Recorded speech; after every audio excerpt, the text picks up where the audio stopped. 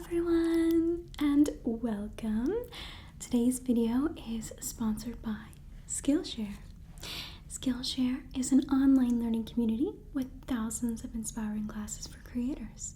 Explore new skills, deepen existing passions, and get lost in creativity. So, who is Skillshare for? It's for creative and curious people, lifelong learners, and real working creatives. It doesn't matter if you're a beginner, a pro, a dabbler, or a master, there's something for you. There is such a wide variety of topics on Skillshare, but some that interest me are film and video, personal development, creative writing, culinary, and more. Last month, I took a class on indoor plants, and I wanted to continue on my journey as a plant mom and deepen my skills, so I took another class on plants. The class I took was Plants at Home, Uplift Your Spirit and Space, with the teacher Christopher Griffin, aka the Plant Queen. I had so many questions the first week of owning my plants, which I have, I think, about 5 now, and this class answered all of the questions that I had. I also learned a lot about the best way to water your plants depending on the season and plant type.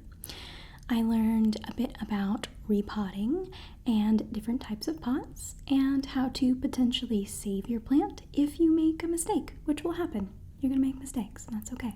I also decided to take a follow-up class of Christopher's that was actually a live stream about propagation, so I'm really excited to try that out.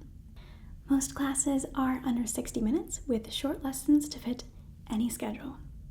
And it's curated specifically for learning, meaning no ads, and they're always launching new premium classes, so you can stay focused and follow wherever your creativity takes you. I am positive that you will find something that interests you, so the first 1,000 of my subscribers to click the link in the description below will get a 1-month free trial of Skillshare so that you can start exploring your creativity today. And with that, thank you so much to Skillshare for sponsoring this video, and let's get on to it.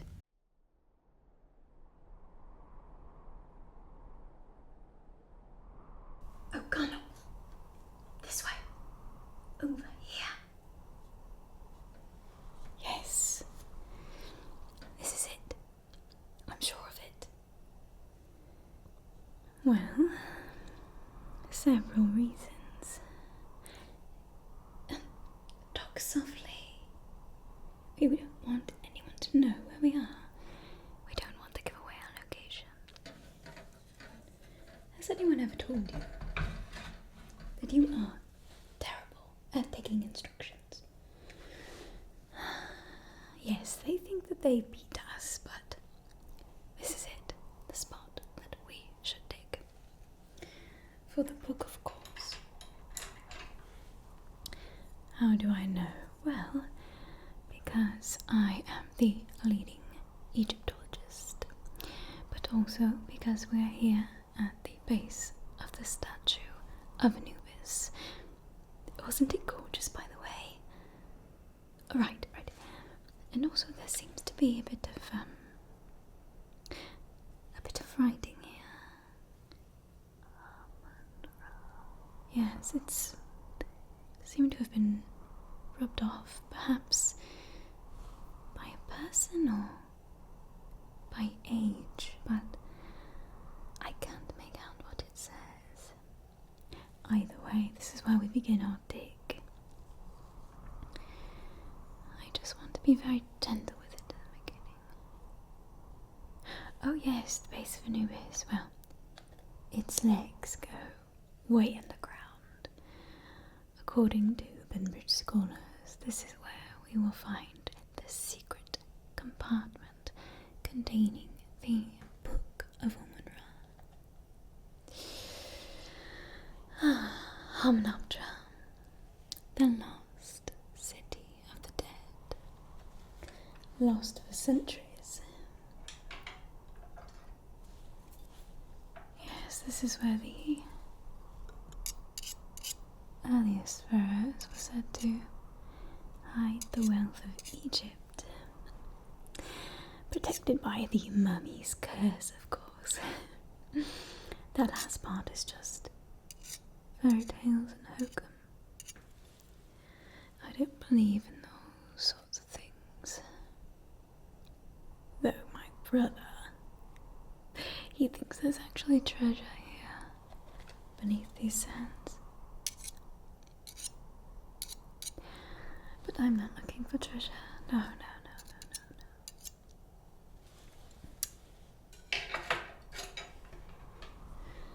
I'm here looking for a book. Yes, a very certain artifact or kernel. It's called the Book of Amun-Ra. I have to be very delicate. You don't know what you will find underneath, and it may be extremely delicate, which is why I must be very, very, very careful. Which is why we're switching between brushes and things. There we go. Just going to get all over. Okay. Oh yes. The Book of Amun-Ra, it contains within it the secret incantations of the Old Kingdom. Yes, secret incantations of the Old Kingdom. It's actually what first interested me in Egypt when I was a small child. It's why I came here, sort of a life's pursuit. Yes, I must be very delicate here to wipe away the sand, to wipe away the sand. There we go.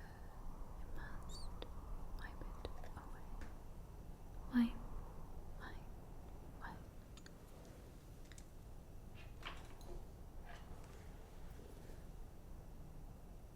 Ah, yes. You know your history. Yes, they do say that it's made out of pure gold, the Book of Amun-Ra. But of course that's not why I'm looking for it. Not at all.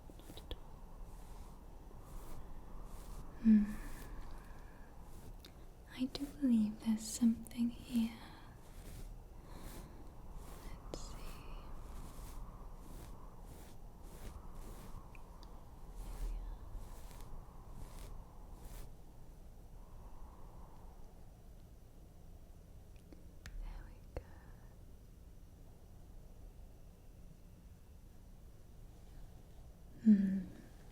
I believe I see something.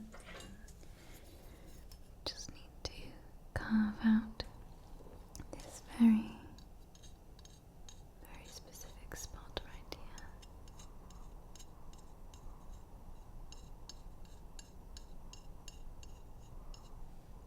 Don't worry, I'm being very careful.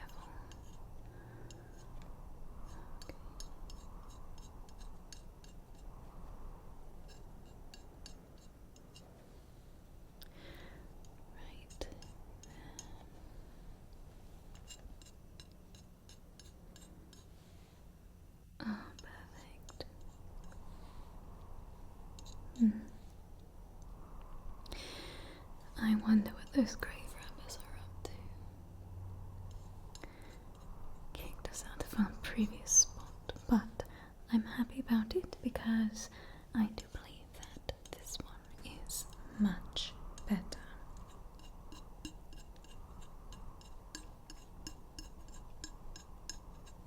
They never truly hide things where you think they will hide them. That's the key to it. They believe that what is hidden where they are, at the base of Anubis, I believe that it's a bit too obvious. Below the base of Anubis, now that is something. I'm sure that we will find something here.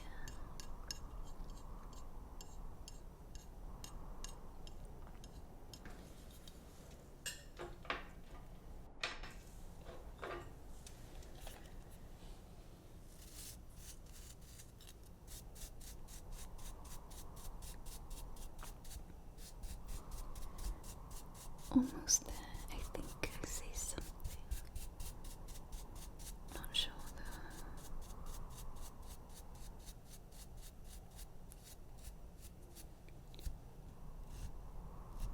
Very good.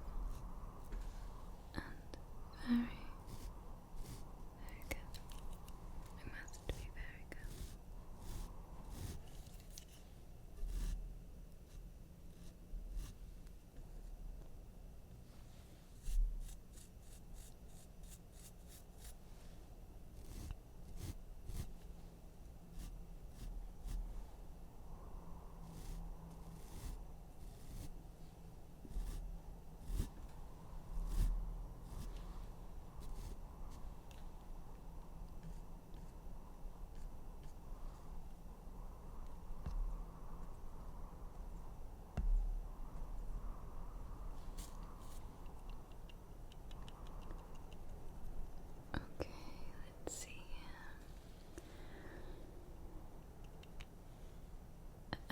There's just about something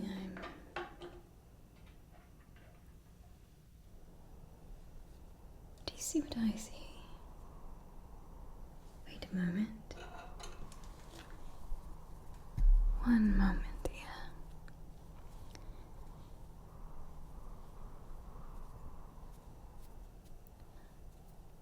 I do believe it's what I think it is.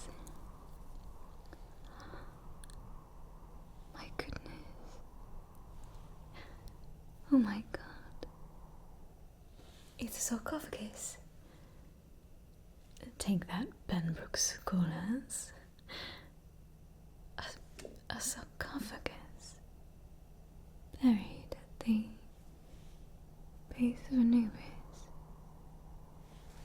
Well, they must have been someone of great importance. Or they did something very naughty. Which one are you? Important or naughty? Perhaps both. Oh goodness. Oh yes, sorry, I'll continue. Let's see if there's a name here. I don't see a name here. I'm not sure. No. Seti the First was the second pharaoh of the 19th dynasty, said to be the wealthiest pharaoh of them all. Yes, he'd be buried with his treasure not at the base of Anubis. Silly boy. Oh my. I need to... It's very dusty, so I just need to move some of this dust away. Move away the dust so I can finally see what it is your name is. Boy, the Benbrook scholars.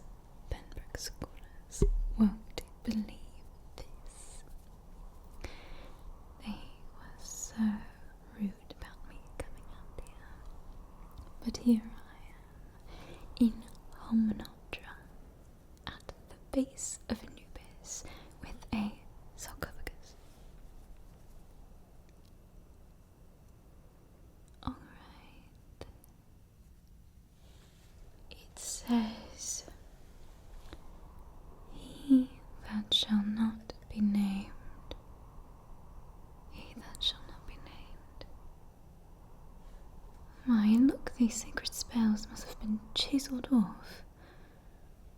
This person must have been condemned not only in this life, but in the next. Oh, goodness. Oh my. I've dreamed about this since I was a little girl. You're beautiful. Hello.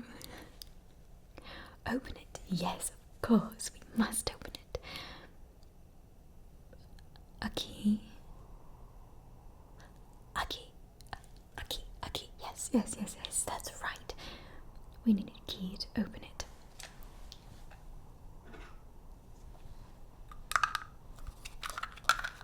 Here we are.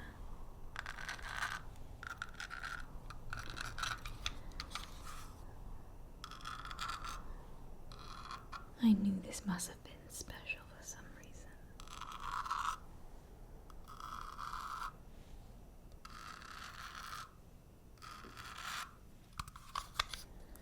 It looks like it should fit.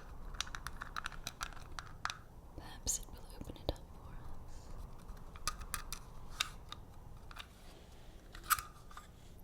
Right there, and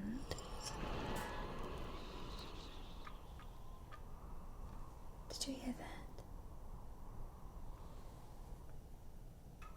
that? Anyway, yes, it is quite windy here, isn't it? Oh my. I've never seen a mummy look like this before. I need to get a closer look. It's dark down here.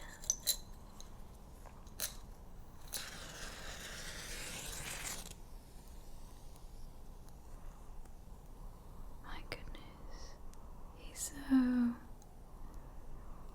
Yes, juicy. That's the right word, I suppose. He must be more than 3,000 years old, and yet, look at him.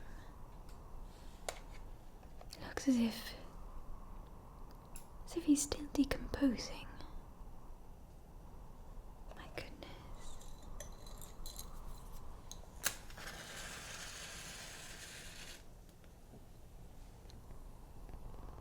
Wow. Look at the cheeks. Oh, goodness. Oh, that one went out real quick.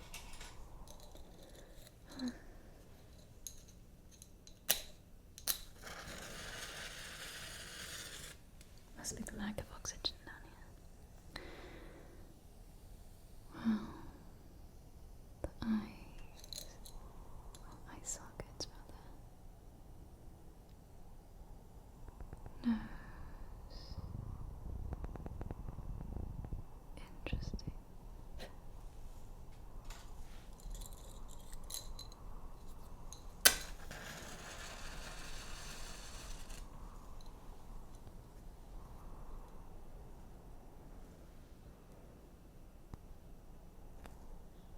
Wow, look at its teeth.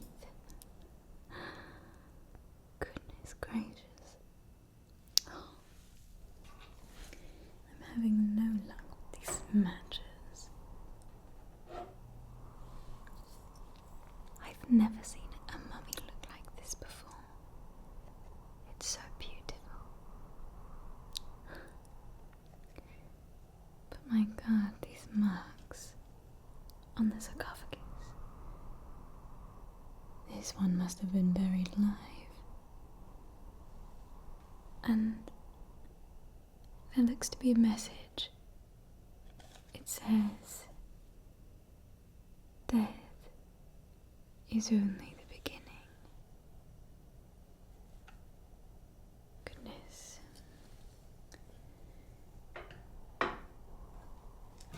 That's quite interesting, isn't it? Oh wow. It feels interesting.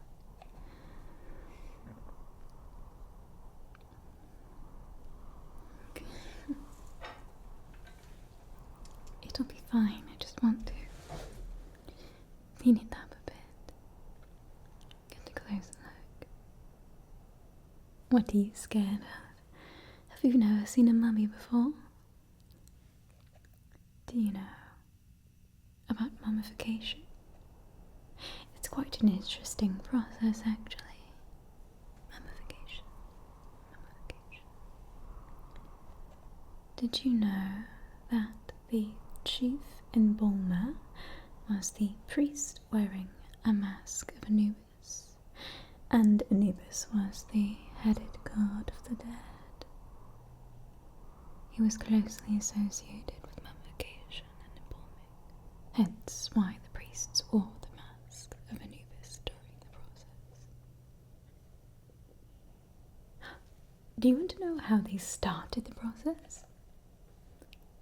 By removing the brain.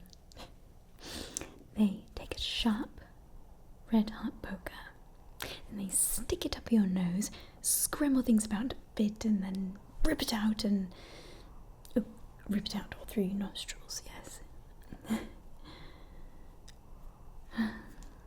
Sorry. Oh, goodness. Oh, well, next, since you're so interested, they make a cut on the left side of the body, near the tummy, of course. And then they remove all the internal organs. Next, they let the internal organs dry. Yes, they let it dry. And then they place the lungs and intestines, yes, even the intestines, stomach and liver inside canopic jars. There were 4 canopic jars. Yes, 4. And each had a different stopper or lid depicting the 4 sons of Horus. Yes, the 4 sons of Horus.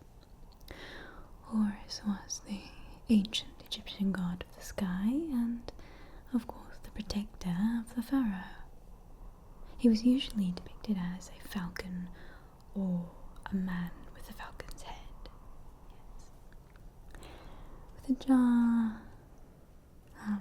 yes, a jar with a person's head guarded the liver, right. And then one with a falcon, yes, one with a falcon watched over the intestines, right. And then a baboon protected the lungs. Yes, a baboon, of course. And then finally a jackal watched after the stomach. A jackal watched after the stomach.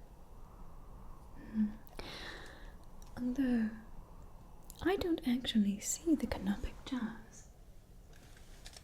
Are they? Well, not sure about where those are, but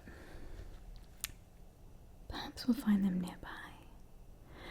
Yes, next they place the heart back inside the body, and then they rinse the inside of the body with wine and spices. Yes, with the finest of wine and spices. Then they cover the corpse for about 70 days with salt, yes. And then after 40 days the body is stuffed with linen or sand to give it more of a human shape.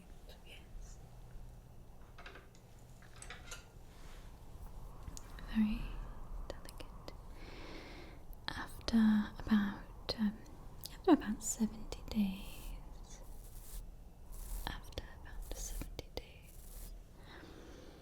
they wrap the body from head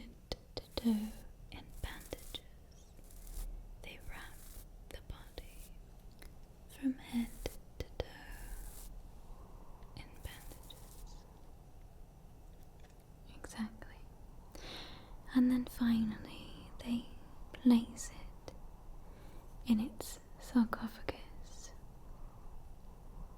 Yes.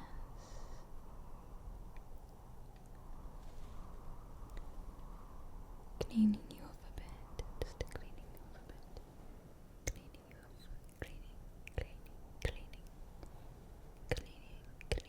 cleaning you off a bit.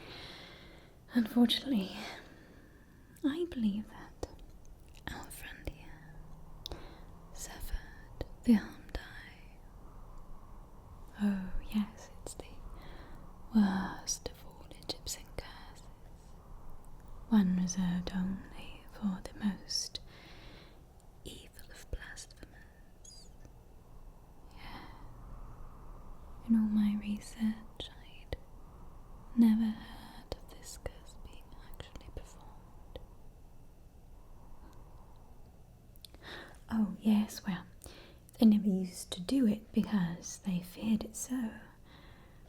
It's written that if the victim of the Hyundai should ever arise, he would bring with him the 10 plagues of Egypt. Correct. It's very unfortunate for our friend here, though. So beautiful and yet such a terrible fate. I wonder what it is you did.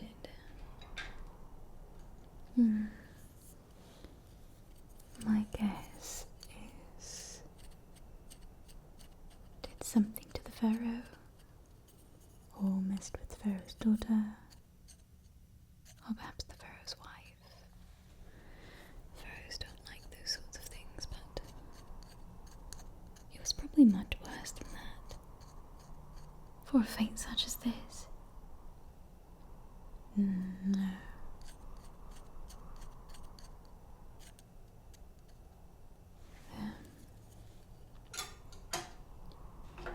One last little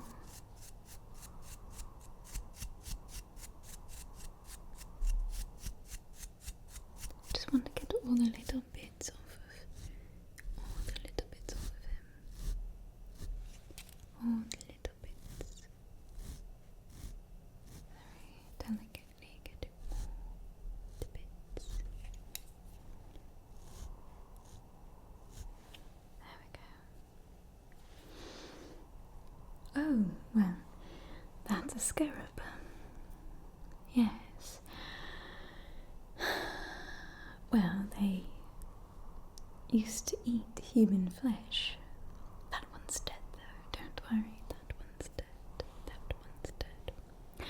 But this individual here seems to have been buried with a good amount of them. Seems to have been buried with a lot of these scarabs. So he was buried alive, mummified alive, and then at the end they threw a bunch of these scarabs inside, and they ate him alive from the inside out. Such a horrible, horrible death. Interesting.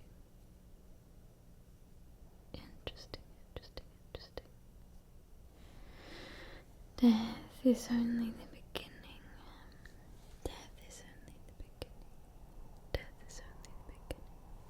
What could that mean? What are you trying to tell us? Interesting. Well, perhaps we shall take this one outside. Yes, to our campsite. I want to examine it